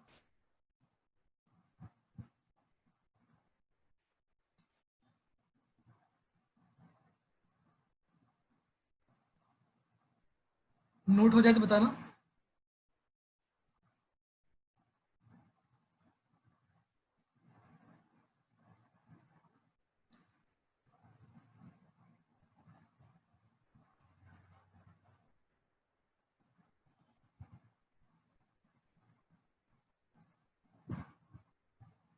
हो गया सर। हो गया। तो दो समझ में आ गया, 1 newton equals to 1 KG metre per second square and 1 dyne equals to 1 gram centimetre per second square. ये दो हो गया हमारे पास। अब ये आपस में कैसे रिलेटेड है, क्वेश्चन आता है convert 1 Newton into dance. Convert 1 Newton into dance.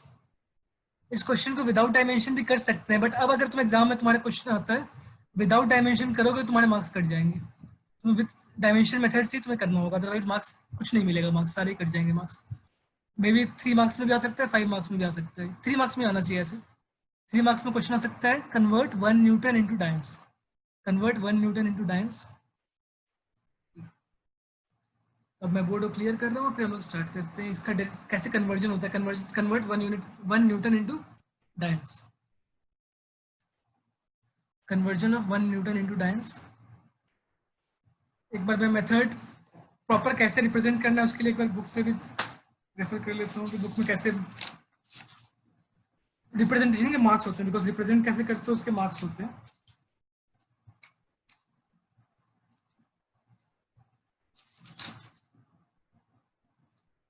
हाँ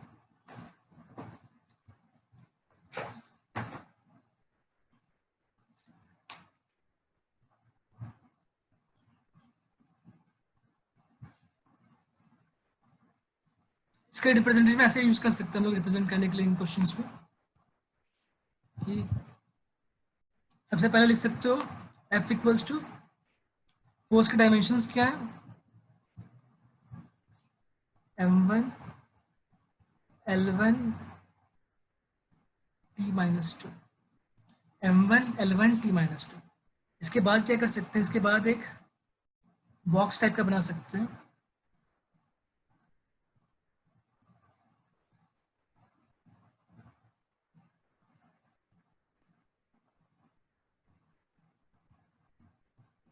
इस बॉक्स में ऊपर हम लोग लिखेंगे एसआई यूनिट के बारे में, एसआई यूनिट में क्या है, और नीचे लिखेंगे सीजीएस यूनिट में क्या है।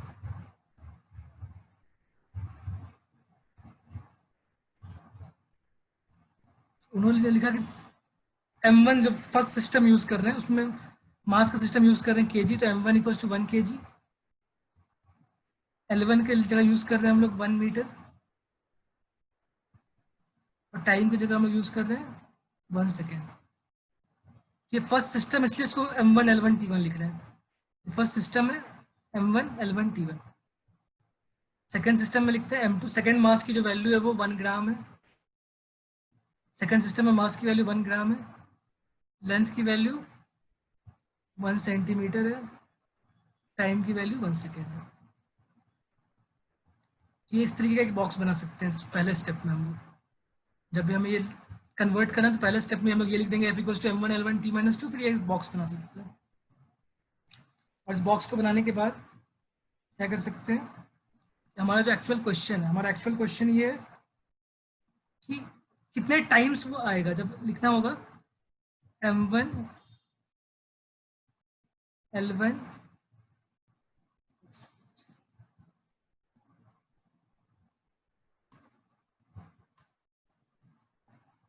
डायरेक्ट जो फाइनल आंसर में पहुंचा देते हैं, ज्यादा लंबा इसको स्टेप को नहीं खींचते हैं।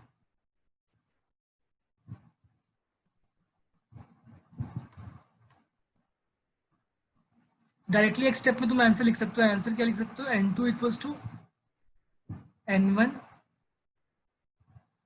मल्टीप्लाइड बाई यहाँ पर m1 upon m2 raise to the power a, l1 upon l2 raise to the power b, t1 upon t2 raise to the power c।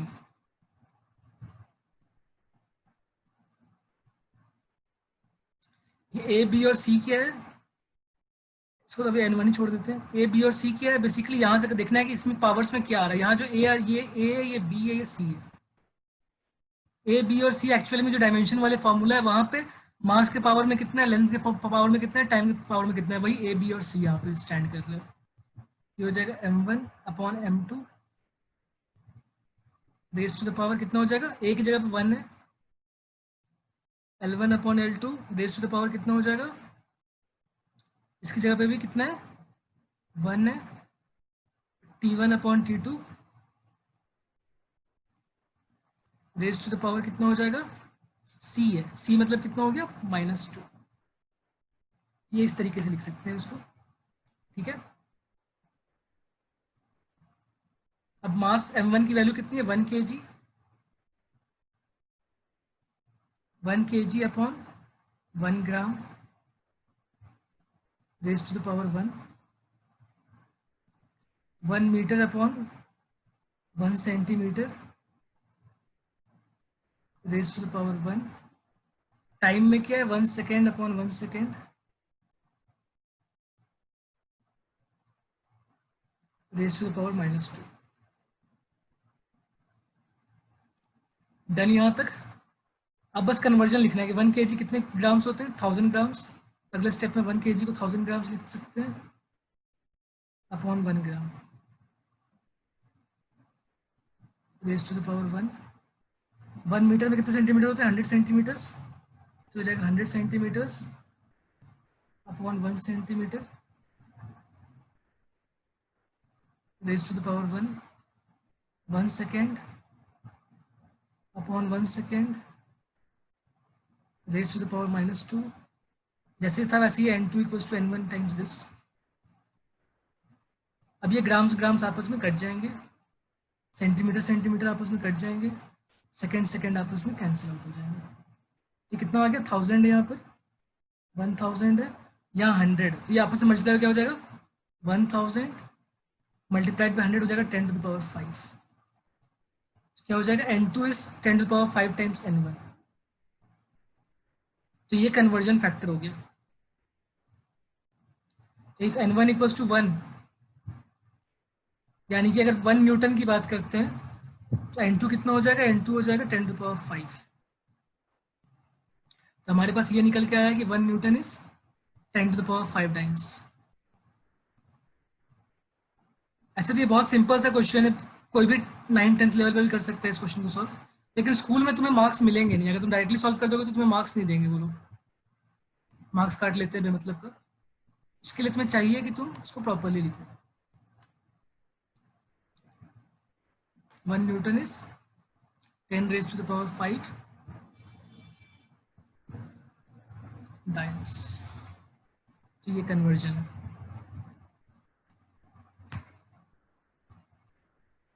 Clear है? इसको नोट कर लो।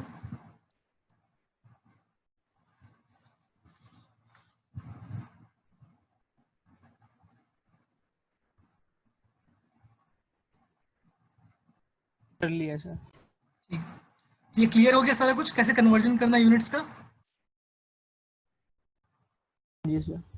कोई भी क्वेश्चन अगर तुम्हें पूछता है एसआई से सीजीएस करना या ऐसा कुछ, तो इसमें सेम ऐसे ही मेथड्स यूज करने होंगे। ठीक है, ऐसे ही एक क्वेश्चन तुम खुद से ट्राई करना। एक क्वेश्चन बिल्कुल सेम ऐसा ही होगा जो कि वर्क डन के ऊपर होता है या एनर्जी का होता है। 1 joule equal to 10 to power 7 ergs. ये डिराइव तुम खुद से कर सकते हो। 1 joule equal to 10 to power 7 ergs. ये तुम डिराइव करके मुझे सॉल्यूशन भेजना, मैं चेक कर दूंगा कि तुमने ठीक किया या नहीं। बस रिप्रेजेंट करने का तरीका ही चेक करना होता है। 1 joule is 10 to power 7 ergs. इसमें जूल क्या है? Joule is the SI unit of energy या फिर work done. Joule is the SI unit of work done. Ergs is the CGS unit of work done. Joule is the SI unit of work done, ergs is the CGS unit of work done. ठीक है, joule is the ये unit of work done, ergs is the CGS unit of work done. तो करके देख सकते हो इस, इसमें सर काइनेटिक एनर्जी की वो डालनी होगी ना हमें, डायमेंशंस। हाँ, काइनेटिक एनर्जी के डायमेंशंस यूज करने होंगे। सारे एनर्जी के डायमेंशन सेम ही होते हैं, चाहे काइनेटिक एनर्जी या पोटेंशियल एनर्जी कोई भी यूज कर लो, सबके डायमेंशन सेम ही होते हैं। और वो m1 l2 t-2 होता है, वो याद रखना चाहिए। क्लियर है ये सारा कुछ? अब यहाँ पे एक इंटरेस्टिंग सा फैक्ट है। तुमने उनका नाम सुना है, नितिन विजय का नाम सुना होगा तुमने, नितिन विजय सर, नो एनवी सर, जो यूट्यूब पे वीडियोस आते हैं उनके। तो नहीं सर, मैं यूट्यूब पे नहीं इंटरेस्टिंग सा देखता। एक जोक मारा हुआ था इसके ऊपर। उन्होंने ये बताया था कि एक्चुअली वो अपनी वाइफ को स्टार्टिंग में न्यूटन बोलते थे। अपनी वाइफ को वो स्टार्टिंग में न्यूटन बोलते थे और वो बहुत खुश रहती थी। एनवी सर अपने वाइफ को न्यूटन बोलते थे और वो बहुत खुश रहती थी, बिकॉज उन्हें लगा कि न्यूटन बहुत जीनियस इंसान है। बाद में किसी स्टूडेंट ने उन्हें बता दिया कि 1 newton equals to 10 to the power 5 dyne. 1 newton equals to 1 lakh dyne. उसके बाद से उन्होंने मतलब काफ़ी नाराज़ रहने लगी वो, और खाना वाना भी बंद हो गया उनका। तो ठीक है, ये समझ में आ गया यूनिट कन्वर्जन डायमेंशंस को कैसे यूज करते हैं। हमारे हाँ जी। का पार्ट कंप्लीट हो गया। अब मैं तुम्हें एक और चीज़ पढ़ाता हूँ, एरर्स के ऊपर। अब हम लोग आते हैं, डायमेंशंस कंप्लीट हो गया, अब हम लोग एरर्स के बारे में बात करना स्टार्ट करेंगे डायमेंशंस के बाद। ये कंप्लीट हो गया? हाँ, डायमेंशंस कंप्लीट हो गया। बस इतना ही है इस चैप्टर में? चैप्टर का ये एक पार्ट है, चैप्टर के अंदर 2-3 पार्ट्स हैं। Dimension, okay sir. Units, dimensions, errors, 3 चीज़ें हैं वहाँ। अच्छा, मतलब एक कंबाइंड चैप्टर है, इसमें पार्ट्स है। हाँ, अलग अलग पार्ट्स हैं इसके अंदर। उसका एक सबसे बड़ा पार्ट जो था डायमेंशन, वो कंप्लीट हो गया। Okay sir. ओके, अब हम लोग नेक्स्ट पार्ट पे जाएंगे, एरर्स के बारे में हम लोग स्टडी करना शुरू करेंगे। एरर्स नोट कर लो।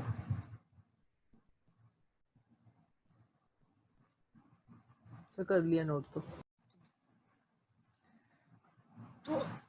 कलर्स की स्टार्टिंग ही वहां से होती है कि हमारा जो स्टडी है फिजिक्स की स्टडी, वो ऐसा नहीं कि हमें पहले से रूल्स लिखे हुए मिल गए, हम लोग उस रूल्स के हिसाब से ही काम करते जा रहे हैं, ऐसा नहीं है। ये हिट एंड ट्रायल टाइप की स्टार्टिंग थी इसकी, मतलब कुछ एक्सपेरिमेंट कर रहे हैं, उसके ऑब्जर्वेशन को देख रहे हैं कि ऑब्जर्व क्या हो रहा है, ऑब्जर्वेशन के हिसाब से अपने कुछ रूल्स हम लोग डिड्यूस कर रहे हैं, ठीक है। तो जो चैप्टर 1 है फिजिक्स का, जिसको हम लोगों ने स्किप कर रखा है, तो एक्चुअली इसके अंदर कुछ है नहीं, बस ये जनरल बातें बता रखी कि फिजिक्स क्या होता है, ये सब चीज़ें होती है। हल्का मैं बताता हूँ कि फिजिक्स क्या होता है, वो भी मैं थोड़ा टच कर लेता हूँ। जब इस बारे में बात कर रहे हैं, एक्सपेरिमेंटल सब्जेक्ट है, तो हल्का बताता हूँ कि फिजिक्स होता क्या है। Physics is the study of nature. Physics is the study of nature. Physics में हम लोग नेचर को स्टडी करते हैं,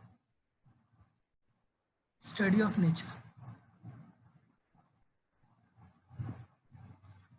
अब ये स्टडी ऑफ नेचर कैसा होता है, इसको एक एग्जांपल से समझते हैं। Physics is the study of nature. Suppose करो कि तुम्हें क्रिकेट के बारे में कुछ भी नहीं पता है, तुमने क्रिकेट मैच कभी देखे ही नहीं है, क्रिकेट क्या होता है तुम्हें कोई आइडिया नहीं है, ठीक है। और तुम्हें कोई लेके चला गया क्रिकेट स्टेडियम में, तुम पहुंच गए क्रिकेट स्टेडियम में, मैच चल रहा है, और तुम्हें क्रिकेट के बारे में कोई नॉलेज नहीं है पहले से। तुम गए तो तुमने देखा कि तुम्हें कहीं पे बैठा दिया गया, स्टेडियम में बाहर तुम्हारे सिटिंग का कुछ अरेंजमेंट है, वहां तुम्हें बैठा दिया गया, ठीक है। अब बीच में तुमने देखा कि यहाँ पर कुछ ऐसा रेक्टेंगल सा बना हुआ है, तुम बस देख रहे हो, अभी तुम्हें कुछ पता नहीं है इसके बारे में कि कहाँ पे क्या हो रहा है, ठीक है। और साइड साइड में यहाँ पे कुछ बाउंड्री सा बना हुआ है,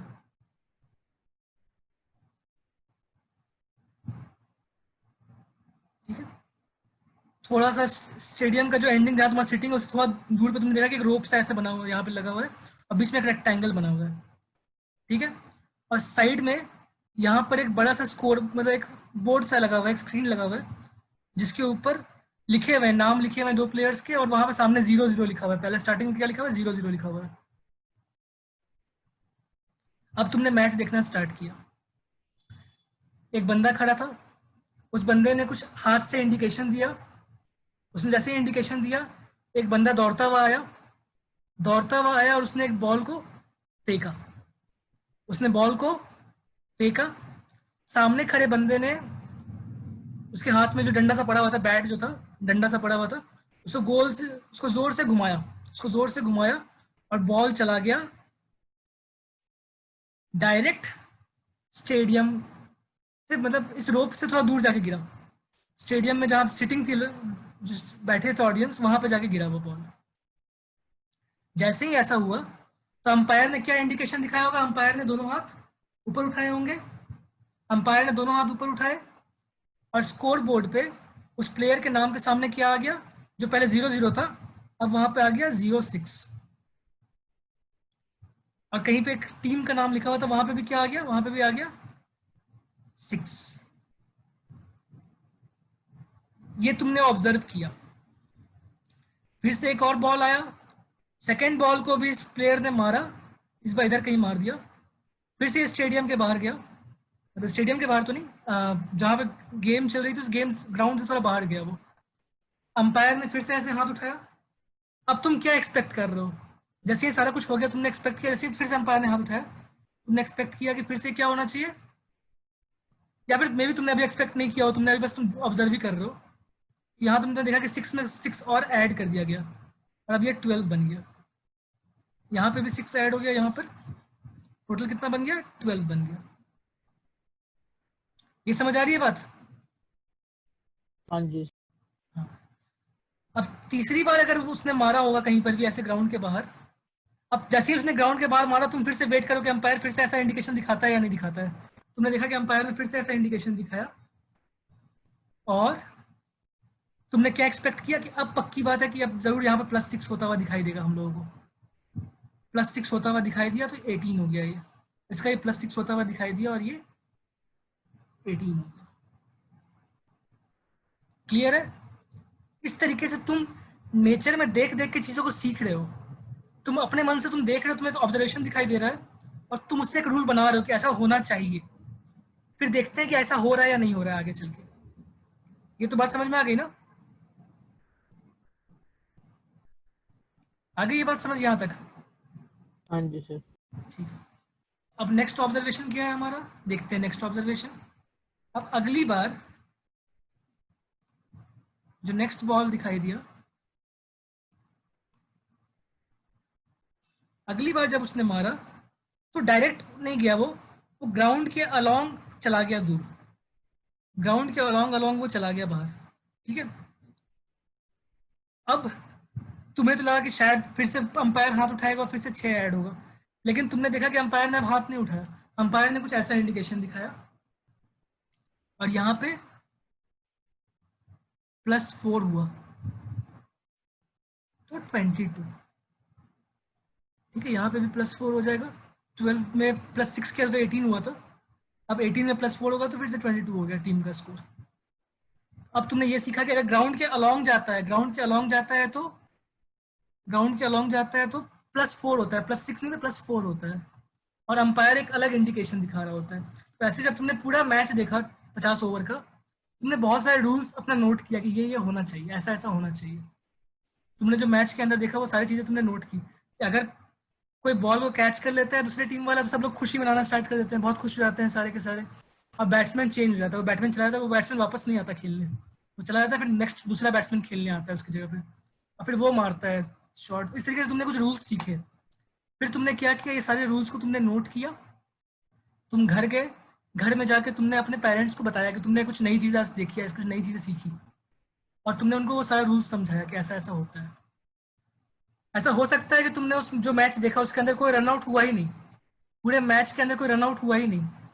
अब तुमने सेकंड दिन तुम फिर से मैच खेलने चले गए, मैच देखने चले गए, तुम मैच देख रहे हो, फिर से कोई मैच चल रही है, वहां तुमने पहली बार देखा किसी बंदे ने बॉल को उठा के विकेट पे मारा, और जब विकेट पे मारा तो एक बैट्समैन जो बाहर था वो बाहर ही रह गया, और अंपायर ने उसको ऐसा दिखा दिया मतलब कि वो आउट हो गया, वो चला गया। तुमने एक नई बात सीखी, तो मतलब तुम हमेशा कुछ नया सीखने के लिए ओपन हो, ऐसा नहीं है कि तुमने बस जो सीख लिया वो कंप्लीट है, ऐसा फिजिक्स में नहीं होता है। तुम आज जो भी सीख रहे हो वो कल गलत प्रूव हो सकता है, कल कुछ नया ऐसा ऑब्जर्वेशन मिल सकता है जो कि तुम्हारे पुराने रूल्स के साथ फॉलो नहीं करेंगे, तो तुम्हें अपने रूल्स को चेंज करना पड़ सकता है, ठीक है ना।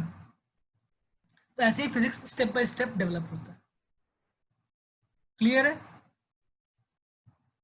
फिजिक्स एक एक्सपेरिमेंटल सब्जेक्ट है जो तुम देखते हो नेचर के अराउंड, और नेचर से तुम सीखते हो और तुम लॉज बनाते हो। क्या बनाते हो तुम? लॉज, या इस लॉ के अकॉर्डिंग नेचर आगे बिहेव करेगा, तुम ऐसा एक्सपेक्ट करते हो। बट अगर नेचर कुछ अलग बिहेवियर शो करता है तो तुम लॉ को चेंज नहीं करते, मतलब तुम नेचर को फोर्स नहीं कर सकते, तुम लॉ को चेंज करोगे, लॉ में तुम कुछ मॉडिफिकेशन करोगे, तो मॉडिफाई होकर नया लॉ बन जाएगा। कभी भी तुम नेचर को फोर्स नहीं कर सकते कि नेचर को ऐसा ही करना चाहिए, नेचर कुछ कंडीशन में कुछ करता है, किसी और कंडीशन में कुछ और करता है। ऐसे हमारे पास बहुत सारे लॉज है, न्यूटन्स लॉज है, और तुमने पढ़ा होगा करंट के बारे में, कूलम्स लॉ होता है, डिफरेंट डिफरेंट लॉज होते हैं, हर फील्ड में अपना अलग, वर्क एनर्जी पावर का law of conservation of energy होता है, बहुत सारे लॉज होते हैं फिजिक्स के अंदर, ठीक है। तो हमने ये सारे लॉज को एक एक करके पढ़ना है, बारी बारी सारे लॉज को पढ़ना है, ठीक है। तो ये हमारा फिजिक्स का नेचर है, ऐसा फिजिक्स होता है, physics is the study of nature. तो ये सब बातें फर्स्ट चैप्टर के अंदर लिखी हुई है कि physics is the study of nature and mathematics is the language of physics, mathematics is the language of physics. हम लोग जो इन्फॉर्मेशन पास ऑन करते हैं वो मैथमेटिक्स के थ्रू करते हैं, mathematics is the language of physics.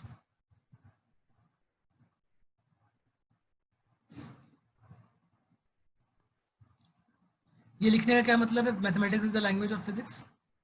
जैसे कहीं पे ये लिख दिया कि F इक्वल्स टू ma, उसको देख के कोई भी समझ आएगा कि force equals to mass multiplied by acceleration, तो पूरा स्टेटमेंट, पूरा लैंग्वेज बार बार लिखने की जरूरत नहीं, simply F equals to ma is sufficient कि मास मल्टीप्लाइड बाय एक्सेलरेशन। ऐसे ही क्या होता है, तुमने पढ़ा होगा 10th क्लास में, current equals to charge upon time, क्या I equals to Q upon T, ये तुमने पढ़ा होगा। और तुमने पढ़ा होगा heat equals to I square RT। यहाँ देखो, यहाँ पे स्क्वायर आना शुरू हो गया, वो स्क्वायर पे डिपेंड कर सकता है। अभी तुरंत हमने डिराइव किया T इक्वल्स टू 2π√L/g, ये सारे मैथमेटिकल रिप्रेजेंटेशन है, ये पूरी फिजिक्स समझा देते हैं कि फिजिक्स में क्या क्या चीजें हो रही हैं। Time period equal to 2π√L/g, वहाँ मास नहीं आ रहा है, मास नहीं आ रहा है, इसका मतलब कि टाइम पीरियड मास पे डिपेंड नहीं करता, ये सारा इन्फॉर्मेशन उसने दे दिया। वहां पर एम्पलीट्यूड नहीं आ रहा है, इसका मतलब एम्पलीट्यूड पे डिपेंड नहीं करेगा टाइम पीरियड, मास पे डिपेंड नहीं करेगा टाइम पीरियड। ठीक है, यही बात उन्होंने वॉल्टर लिविन सर ने अपने वीडियो में बोला था, ये बात स्टार्टिंग में, कि अगर वो डिपेंड नहीं करता है तो मतलब यहाँ पे वो टर्म नहीं दिखाई दे रहा, मतलब टर्म वो डिपेंड नहीं कर सकता। बट हमें ऐसा फील होता है कि डिपेंड करता होगा, तो इसलिए उन्होंने करके दिखा दिया, एक्सपेरिमेंटली दिखा दिया कि वो डिपेंड नहीं करता है। तो ये समझ में आ गई तुमको व्हाट इज फिजिक्स, डायमेंशंस, कैसे हम लोग एक्सपेरिमेंट करके देखते हैं कि फिजिक्स कैसा होता है। तो physics is an experimental subject, physics is an experimental subject. यहां तक डन, क्लियर?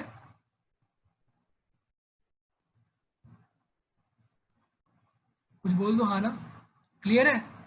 हाँ जी सर, ये तो हो गया क्लियर। ठीक है,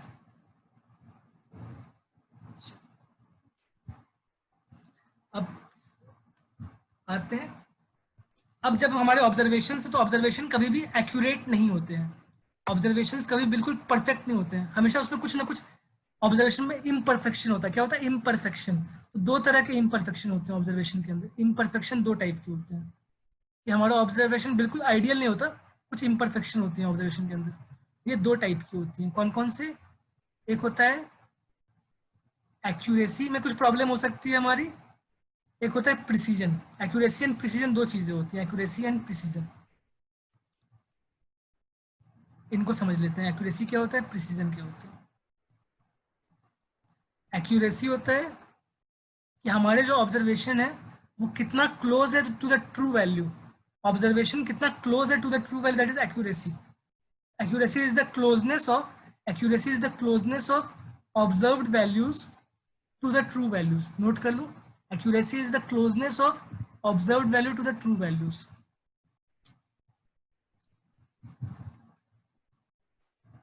Accuracy is the closeness of observed values to the true values.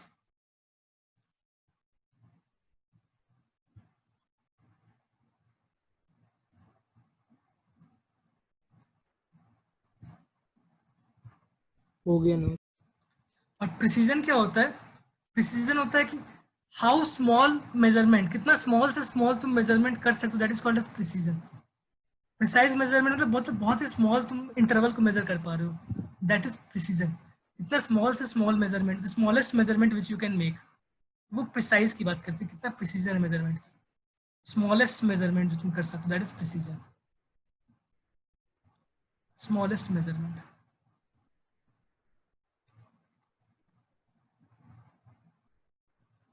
एक एग्जांपल से समझते हैं इन दो टर्म्स में क्या डिफरेंस है इनके बीच में। एग्जांपल क्या है हमारे पास? मान लो कि तुम्हारे पास एक घड़ी है, दो घड़ी है तुम्हारे पास, एक वॉच है जिसके अंदर सिर्फ आवर हैंड और मिनट हैंड है, इसके अंदर सिर्फ दो सुई है, hour hand and minute hand, hour hand minute hand.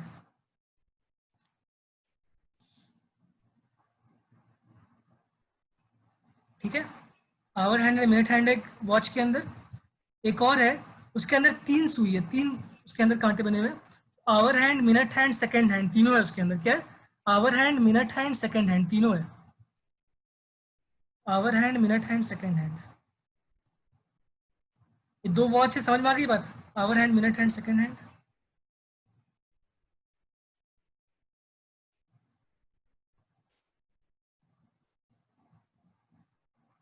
अब हम लोग ये टाइम चेक करते हैं कि अभी टाइम कितना हुआ है, तो हमें पता है कि जो एग्जैक्ट टाइम है अभी, वो एग्जैक्ट टाइम है 12:31 PM।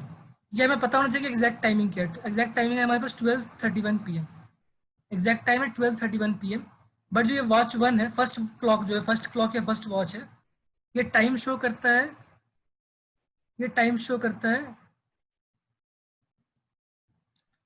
12:31, ये टाइम शो करता है 12:31। मैं इसको और बेटर दिखाता हूँ, अच्छा 12:31 ही रहते हैं, 12:31 ये टाइम है 12:31। और ये जो दूसरा क्लॉक है, सेकंड वॉच या सेकंड क्लॉक जो है, ये टाइम शो करता है 10:51:27 AM। 10:51:27 AM, ये दो टाइमिंग्स हमें पता है।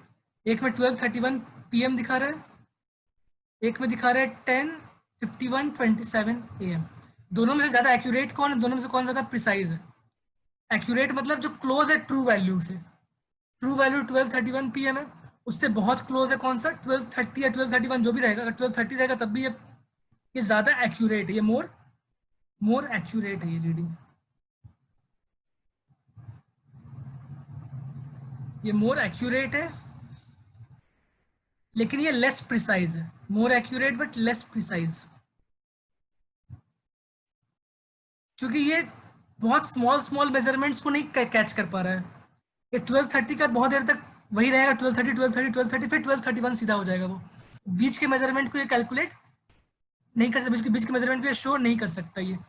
जबकि सेकंड वाला जो है वो 12 तुरंत कहते हैं 10:51:27 10:51:28 10:51:29, ये बहुत स्मॉल मेजरमेंट्स को कैच कर पा रहा है।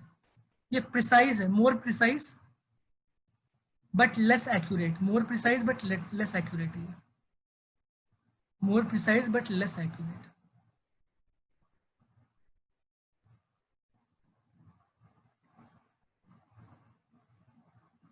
ये समझ आया? एक्यूरेसी प्रिसीजन समझ में आ गया?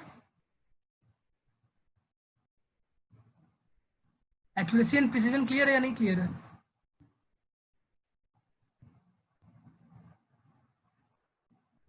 हेलो, क्लियर है सर। ठीक है, आज की क्लास यहीं तक रखते हैं हम लोग। नेक्स्ट क्लास में हम लोग एरर्स को और डिटेल में पढ़ेंगे, क्योंकि अब 12:30 हो चुका है, नया टॉपिक स्टार्ट करेंगे तो आराम से आधे घंटे चल पड़ेगा। सर वो आप साइंटिफिक फिगर्स कराओगे ना? हाँ, वो भी कर लेंगे, साइंटिफिक नोटेशन कर लेंगे। उसमें तुम्हें प्रॉब्लम आती है क्या? थोड़ी सी तो आती है सर।